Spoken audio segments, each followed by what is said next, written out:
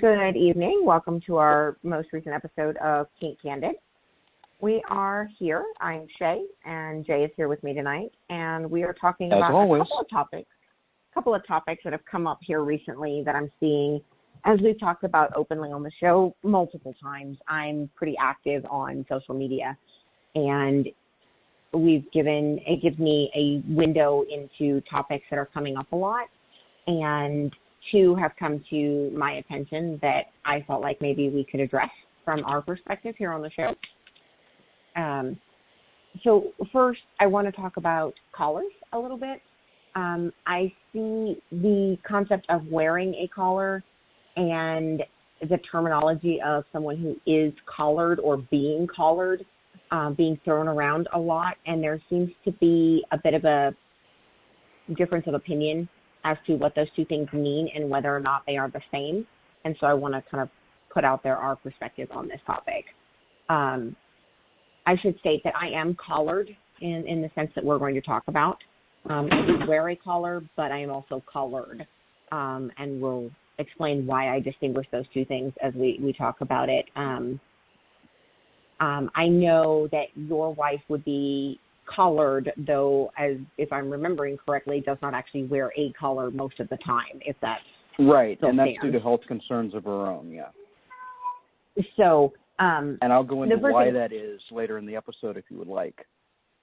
Yeah, that would be fantastic, because I think people think that if you wear a collar at any point in time, that is the same thing as being collared, and I firmly disagree. I don't think they are the same thing. Collars for a lot of us are not very different from the average vanilla person's choker or necklace or what have you. And right. So they can be worn for a variety of reasons, including just because they look pretty. My current collar is quite pretty, actually. It's beautiful. But just because a dominant person has their submissive or bottom wear a collar in a scene or even in multiple scenes does not necessarily mean that person is collared in my mind. Collaring and being collared to me are a very distinct thing that speaks to a certain level of commitment that maybe doesn't always exist in those situations. I compare my collar frequently to my wedding ring. In my mind, they are largely the same thing.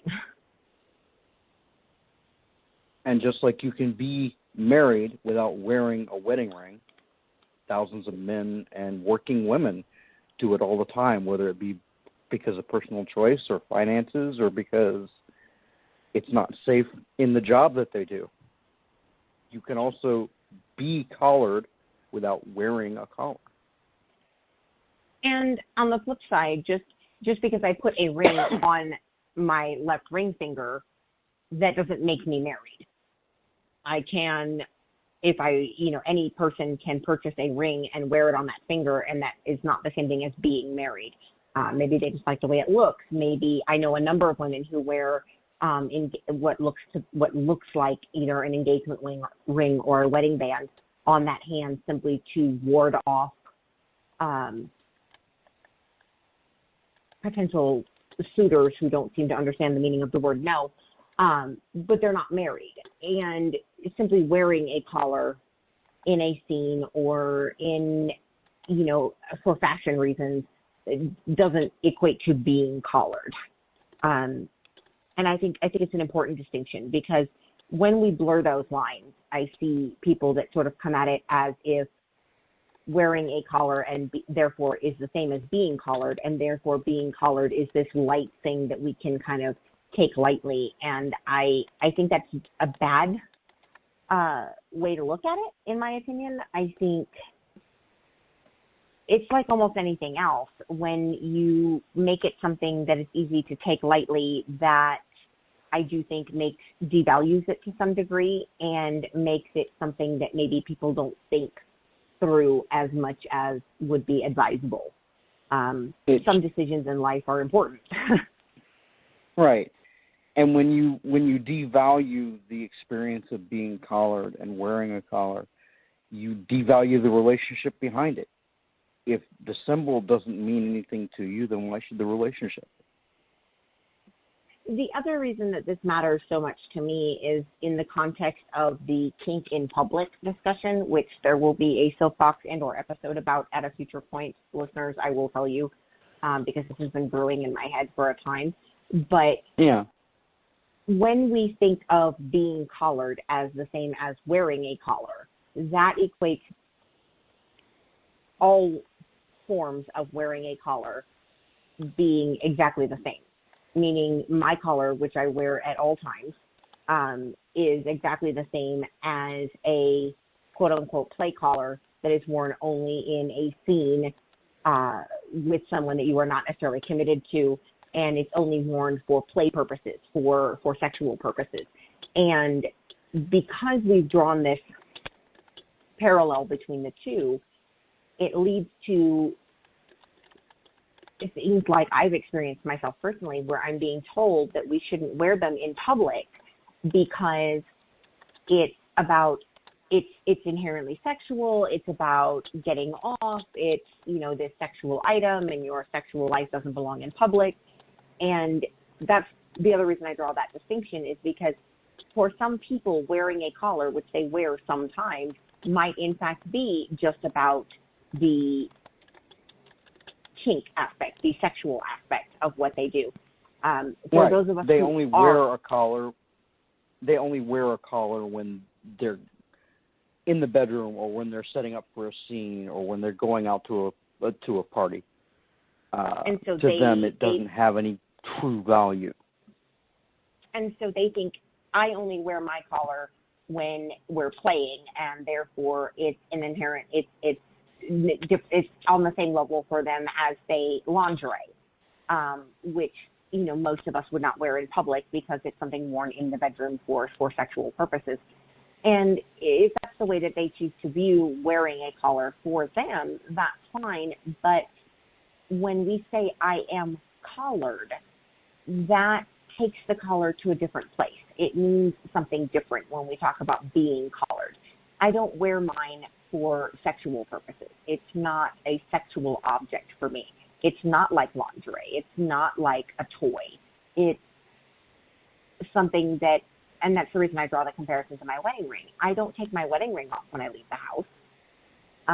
My marriage is no one else's business per se, but it is a symbol of the relationship, and it's a symbol of our commitment to each other. And so I wear it when I leave the house. And I would never think to myself, oh, people don't want to know that we're married. That's none of their business. I should leave that at home and take my wedding ring off to leave the house. My collar is much the same. No. And so I don't take it off. And that's something that has come up a couple of times in discussion about, kink in public, and which, as I said, we're going to do an episode on, or at least a soapbox at some point on that topic, because it comes up so very often. But so no, someone who is collared doesn't wear their collar necessarily for only sexual purposes, and therefore it's not the same. And for those of us who consider ourselves to be collared, we're going to wear it everywhere. The only place I don't wear my collar at the moment is in the bathtub, because my current collar is made of lace and fabric, and it doesn't do well in water. So it comes off to take a bath, and then I put it back on when I get out. But other than that, no, it doesn't come off. And so, no, it's not the same as a play accessory. And I do want to touch on the topic, and you mentioned it when we mentioned it as far as your wife is concerned, that being collared doesn't necessarily mean wearing a collar. No. Some submissives out there are collared without ever wearing a collar. And that's perfectly valid, because there are many reasons why someone might not. I have a friend who is absolutely collared, but she doesn't but she does not wear one because in her job, it would be inappropriate. It would be an issue for her at her job, and it is not in her dominant interests do not include making life harder for her at her job. That helps exactly no one, and so he doesn't push the issue. They have talked about him maybe purchasing her a necklace or something that she could wear that is far more subtle, but that's a decision they had to make based on the needs of their relationship and her job, and that makes total sense to me. I know I'll let you explain it, but I do, of course, for the listeners' purposes, as I said before, I've known Jay and his wife for a very, very long time, and I'm fully aware that there are medical reasons why she does not wear a collar in the traditional sense, though that does not make her any less collared in the sense of that word. So if you'd like, I can go into that now since we're kind of there. No, go for it. Yeah, that's actually totally makes sense. I met my wife years and years ago. We met online, amazingly enough. Yes, it does work if you do it right. When I was during a season of wildfires. There were fires all over the place. And she was collared to another male at that point, but their relationship was coming to an end by mutual agreement. It had not ended yet, but it was coming to an end, and they both knew it. Her former dominant's wife even knew it. When she introduced me to someone, she introduced me as the man that her husband was losing his submissive to. And we'll leave that there. That has neither one thing or other to do with anything. That's a whole other story entirely. But when I moved here, the fires were out of control, and somewhere in the smoke, there was something she was physically allergic to. Her throat began to swell. She began to have serious problems. And the first thing I did when I realized that there was a problem as far as her throat swelling was I took a steak knife and sliced the collar off her neck. Because at the time, it was the one she was wearing at the time was made of woven cord, and it was sealed shut with he'd sealed it shut with wax. Now, to me, this was not safe at the time. With her throat having problems, the first thing I did was remove it, the only way I knew how. The doctors told me that had I not done that, likely her prognosis would not have been as positive as it in the end ended up being. She never put another collar on long term. She's worn them when we play. She's worn them when she and I go out and she wishes to be on the end of a leash, wishes to have that experience. She has a velvet one that she wears for those times. It is not, and in those circumstances, we say quite literally that she is wearing a collar. But whether or not she is wearing a collar, whether or not we are out in public or out with friends who understand the lifestyle and who accept the fact that she's at the end of my leash, she is always collared, has been collared to me for well over 20 years.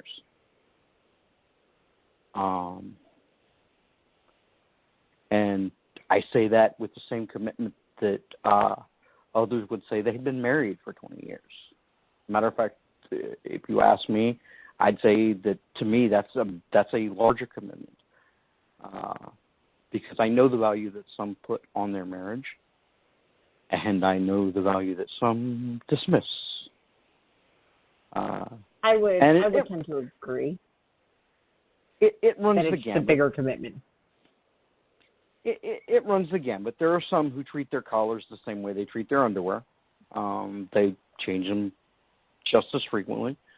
And there are some who treat their collars as if they were a binding commitment to us, that's exactly what it is. It's a binding commitment. She is collared to me. I have collared her.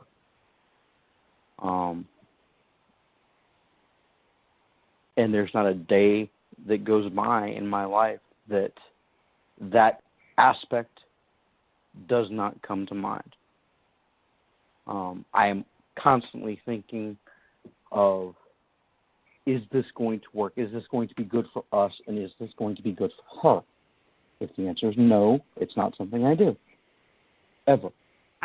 I said that I ran into a conversation with someone who, and I won't delve into too many of the details because it's a little bit identifying, and more importantly, it's not really particularly relevant, but this person ostensibly wants to be a lifestyle dominant, and we were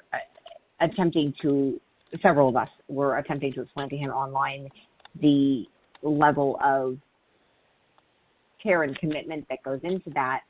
And I don't remember, I'd have to look exactly what the context was, but I finally turned to this person online, and essentially what I said was, do you know what makes my husband such a good dom? And it's because, and the words I said to this person online was that what makes him a good dominant is the fact that he constantly, at all times, has my best interests at heart. He puts my needs first, always. And I do the same for him. In fact, I quite literally had someone lean into me today when I was making dinner and go, you spoil him. And I do. But the reason that it works and the reason that everything that we do works is because it is exactly that. He puts my needs first, and I do the same for him. And I think, is something that people miss. You may spoil him, but I'm here to tell you, I know enough about your relationship to tell you that he spoils you just as much. He does. He really does. So let's not even go there. He is a little bit spoiled, and so am I. This is a man who's talking about. This is a man who's talking about selling collectibles. He's put a fair bit of money into to make sure that you have something you want. So he takes very good care of me, and I take care of him. That's sort of, I think that's something that gets missed a lot. The other thing I wanted to mention on the collar subject is that while I understand and absolutely understand and support the value of a collaring ceremony or a collaring ritual, I do want to put out there to people that is not strictly necessary for someone to be collared either. I see people talk about it as if it's this requirement that has to happen for someone to be collared. Well, I can't be collared. We haven't had a collaring ceremony. And if that is something that you want to do, then by all means do it. It may be meaningful to people, and that is absolutely valid. But just as you can get married without having a wedding in the traditional sense, you can be collared without having any kind of ceremony or ritual that goes with it. There are four things that are needed for a collar. The dom, the sub, consent, and a collar. You don't need a ceremony. You don't need an officiant. You don't need witnesses. And although you are certainly welcome to create one, to write one, to sign one, you don't need a contract. No, and if those things are meaningful, and the reason I mention this is because I see submissives especially who are moving from we're exploring to we are going to commit in this way and I'm going to be collared by this dominant, and they stress, they really do, they stress out over the fact that they have to have this ritual and this ceremony, and I have to write a statement of submission and et cetera, et cetera. Excuse me. But none of that is actually necessary. To date, we do not have a contract at my house. We do have some sort of known and discussed and negotiated rules and boundaries, of course, but we don't have like a contract in the traditional sense, nor did we have any kind of collaring ceremony or ritual. He simply picked out a collar and put it on me, and that was it. There was nothing ritualized or official in any way about it. It's official because he said, I want to put this collar on you, and I said, yes, please, and he put it on me, and that was pretty much it. It's really that simple. And And like I said, I don't mean to disparage the beauty of a collaring ceremony. If that is something that is meaningful to you, then by all means do that. But I don't like to see people stressed because they think it's necessary, because it's really not. Wearing a collar is not strictly necessary to being collared. Having a ceremony is not necessary. None of these things are needed. They only count if it matters to you. And just because you put on a collar to play doesn't make you collared. It's a different relationship.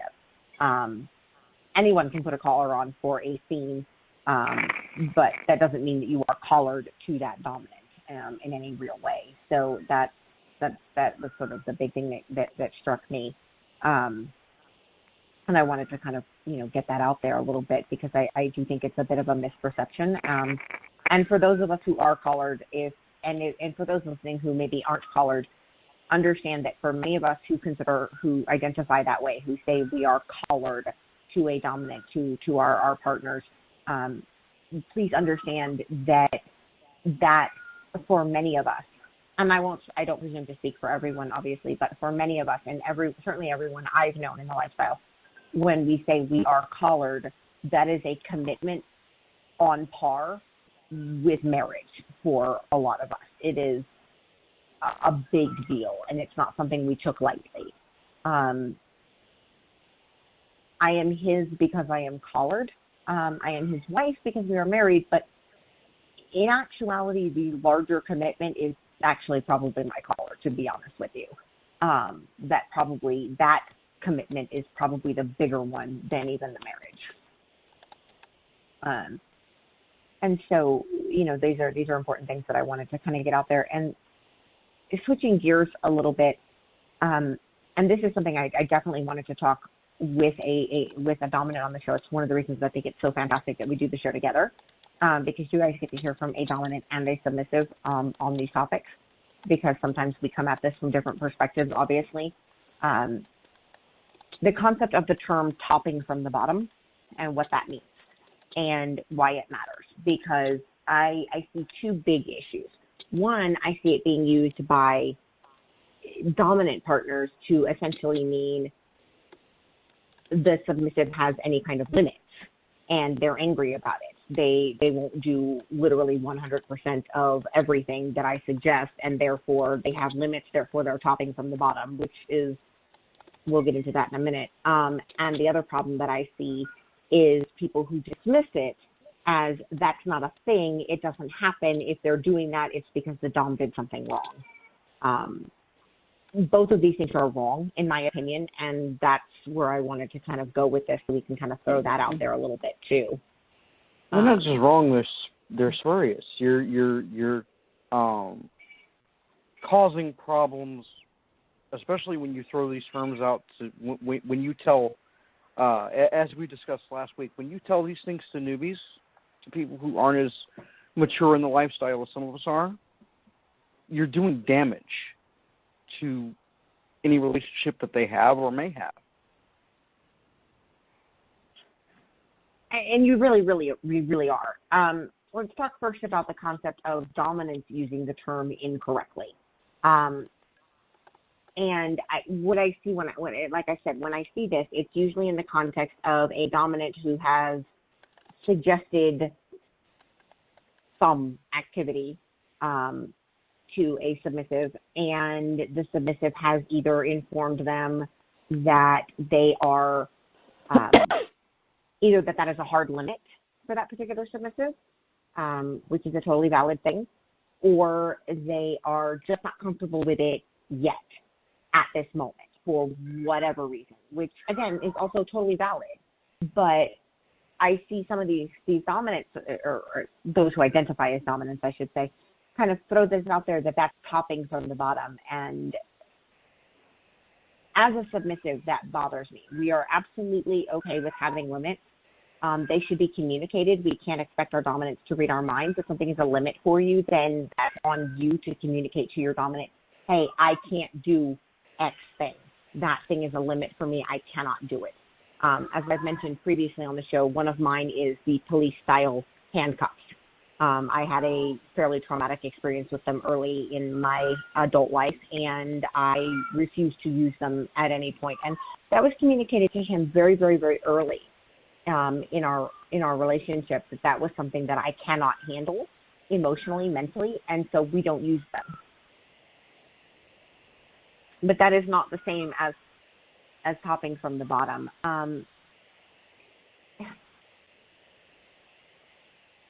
To me, as a submissive, and I'll get your opinion on this too, my definition, so we'll start there, is that topping from the bottom is I have communicated my limits. I have communicated my comfort level with various activities, and I continue to communicate these things in a appropriate and respectful manner. And I have, let's say, consented to, as an example for the purposes of discussion, let's say that I have informed him very clearly that spanking is not a limit for me. This is something that I can handle and I'm fine with, and that is the thing that he is allowed to do. If I then turn around and say to him one day, no, you can't do that, not because it's a limit, but because I want you to do this other thing in this scene, even though I've agreed to the spanking, that's more topping from the bottom.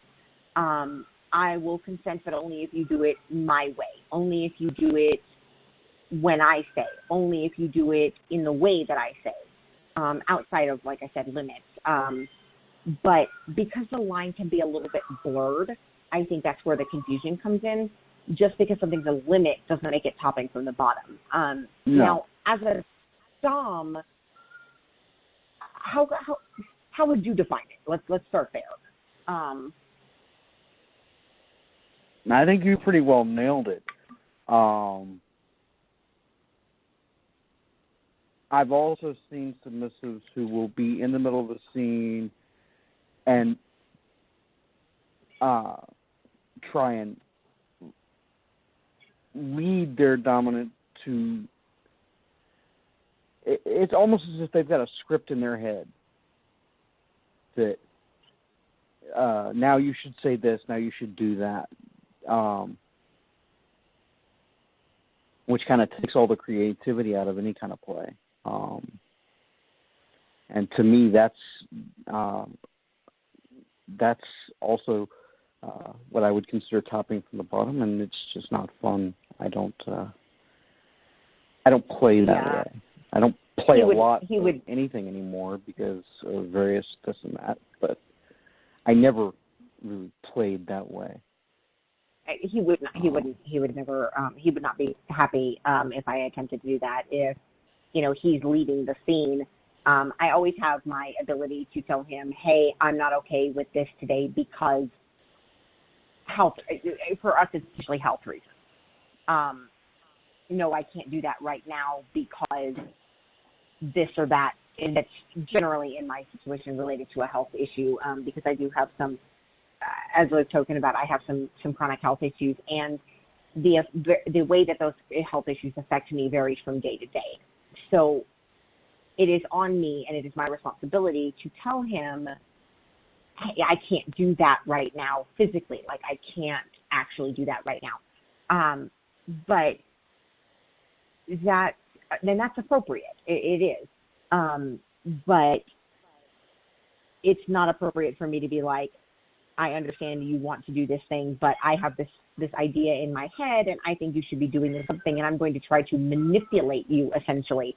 That's, I think, that's what it boils down to, is topping from the bottom is inherently not about limits, but about manipulating your Dom into doing what you want. And that is where it becomes inappropriate. It's okay to express, I would like X, or I'm not feeling up to Y. It is not okay to attempt to manipulate them into doing it. And I see these younger, newer Doms occasionally throw the term around topping from the bottom to mean she didn't. And as I said before, and I'll reiterate, I often use he for Doms and she for subs because that's the configuration at my house. In no way should that be interpreted to mean that I think all Doms are male or all subs are female. Obviously, I know there are various configurations of relationships out there, but I see some of these newer, younger doms occasionally throw it out there as, well, I wanted to, choking comes up a lot. It's very popular these days. I wanted to choke her and she said no, she wouldn't, she wasn't comfortable with that. She was hopping from the bottom. Well, no.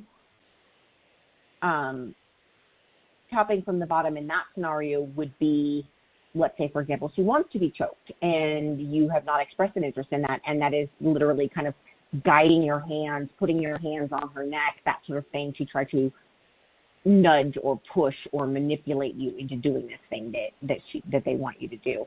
And so it is used incorrectly, I think, to mean they had limits and they didn't accept every single thing that I thought in my head at that moment, and that's just an incorrect use of the term, in my opinion.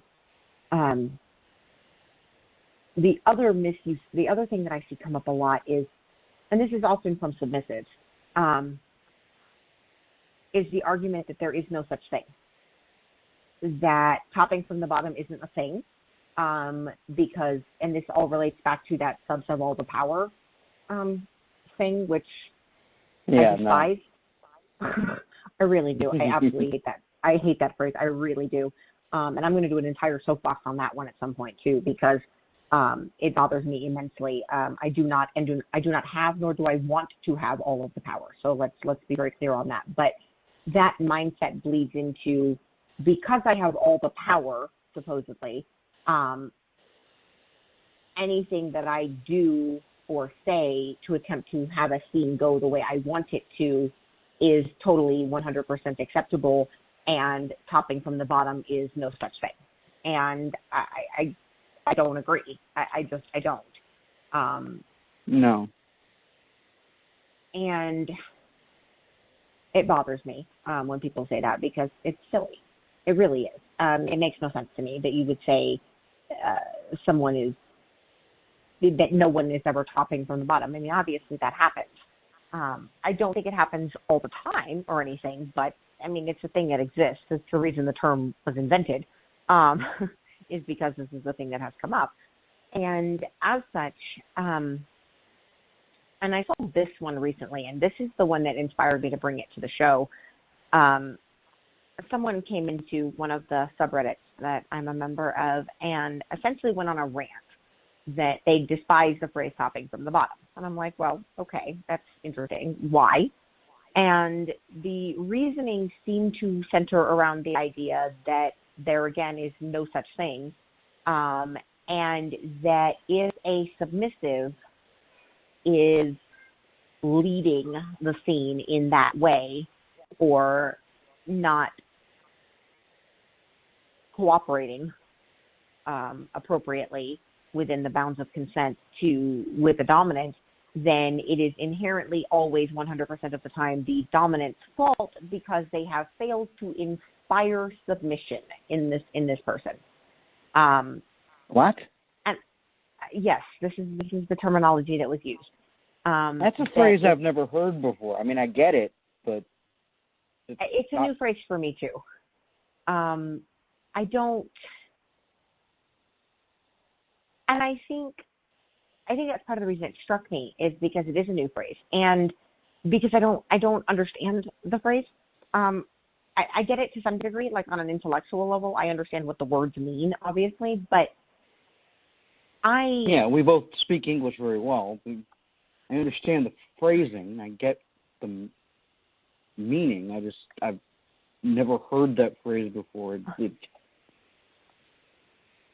I think, honestly, that it is related to what I consider to be a perversion of the brat dynamic.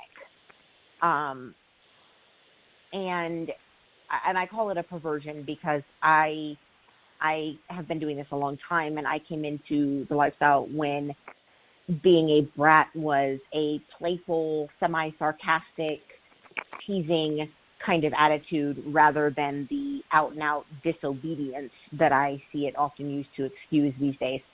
And oftentimes the mindset behind the brat dynamic seems to be related to the idea of, I'm not going to submit unless you've worked for it enough. And I think that is what goes back to this phrase, that if the submissive is trying to take control and dictate the scene in that way, then it is because the dominant has failed in some way to work for it enough and inspire the submissive to submit. Frankly, I think it's nonsense. I'll be honest with you. I really do. You're not the only one. And they were questioned about their objection to the terminology, and essentially said, I take issue, with the phrase for these reasons, which made sense, which are linguistic reasons, and then insisting that, but that being said, what you mean is doming, what the phrase should be is doming from the bottom, because they, like me, draw a distinction between dom and sub and top and bottom. And if you draw those distinctions, then the phrase topping from the bottom makes no sense because it is physically impossible. Either the things are being done to you or they are not being done to you. You cannot have them done to you from the top, or vice versa. It doesn't work. But they are correct that what is actually meant by that phrase is doming from the bottom. And I think that's an important distinction, and I think it's probably the more accurate phrasing. And they sort of laid this all out, and the original person who posted it essentially said, yes, but that's really the dom's fault anyway because they haven't inspired them to submit. And I want to go on the record. I want to go on the record with all of our listeners. I came to him as a submissive. I agreed to be with him as a submissive. It is not his job to inspire me to submit. His job is to be a partner worthy of being submitted to. But it is not his job to inspire me to submit. Because what I find is often meant by inspire to submit really means force. And I'm not interested in being forced, and it's not fair.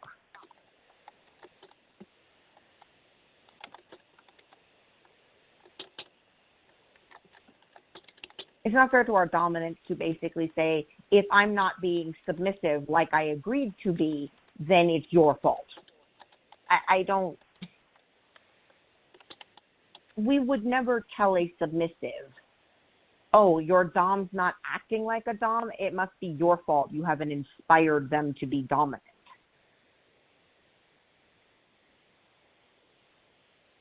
And so I object to the idea that if I were to fail to submit appropriately like I agreed to do, then that's entirely on me at that point. It really is. And I would need to own that out of a sense of personal responsibility. But I don't look to him to inspire me to submit.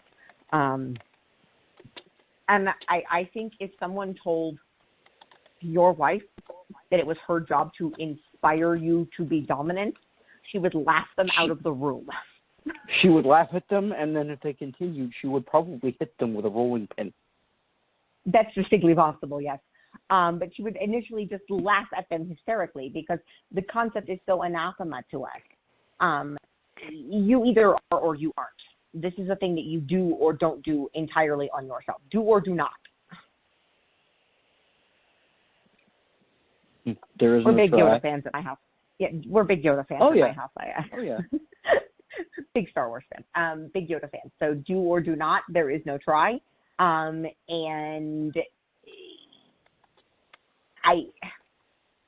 no, if a submissive is topping from the bottom, which as someone pointed out earlier is probably more correctly referred to as doming from the bottom, but we'll use the phrase topping from the bottom because that's the commonly accepted phrase.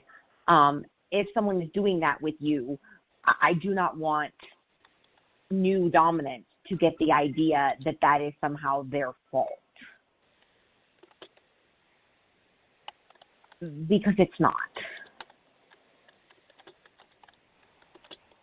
No. And anyone who tells you that it is being unfair to you. And for all my newbie submissives out there who might actually be listening,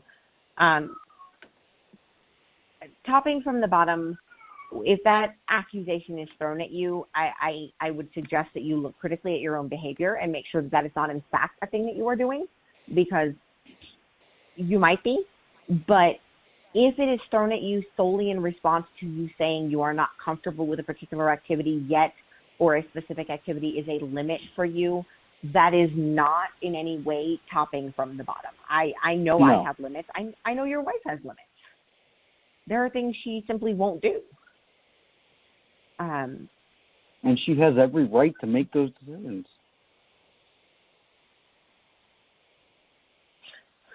And it's not a failing on her part. It's not topping from the bottom for her to say, look, this is a thing that I either cannot handle mentally and emotionally, or physically my body just can't do. No. And so this term is thrown around an awful lot, and it is objected to an awful lot. And in both cases, it's unfair. It's potentially damaging. So doms out there, please do not tell submissives that they are topping from the bottom just because they have limits. And submissives, please do not tell these poor dominants that there's no such thing as topping from the bottom, and that if they feel like the submissive is doing that, it's their fault. That's unfair. No, and it is. I have become the online dom defense squad, just for the record, because I've noticed it's hilarious. He thinks it's the funniest thing he's ever heard. But I've noticed a disturbing trend in a lot of these social media circles for the lifestyle, wherein it is common to lay a lot of blame at the feet of the dominant, even when that is not actually correct. And they're often accused of being abusive or overly controlling or not fair or what have you. And in actuality, in a lot of those cases, that's not really very fair. And, you've got a lot of, I want to do X, but my dom doesn't. And, it gets laid solely at his feet. If a dom comes in and says, how can I convince my submissive to do X thing? There's a litany, parade of people telling them, you need to respect their limits. If they don't want to do it, you shouldn't be trying to coerce them, et cetera, et cetera. And those things are true. If you say, I want to do X thing, and your submissive partner says, I'm not comfortable doing X thing, you absolutely should respect that. But I don't see the same level of condemnation when it's a submissive saying, I want my dom to do X thing, and he's not comfortable with that. How do I talk him into it? There's a lot of, well, maybe if you present it this way, or maybe if you have this conversation, maybe if you tell him this. And well, that's not very fair. Doms have limits too. And so in summary, and I will not wander off on a tangent, but in summary, having limits. Yes, you will. You do it all the time, but that's fine. It's part of what we do here. But I'm allowed, in this setting, I'm allowed to do that. But no, in summary, in short, having limits, not topping from the bottom. Not being comfortable with a specific activity, not topping from the bottom.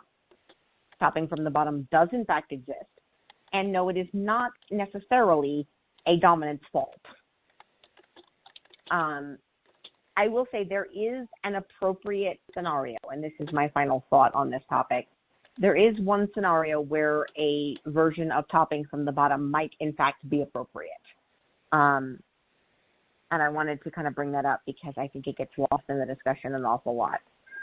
If a submissive has been doing this a while and has some experience, and they get involved with a dominant who is newer to the lifestyle, but fully and completely interested, not they've talked them into it, but he actively wants to do this thing, but just doesn't have any experience in it.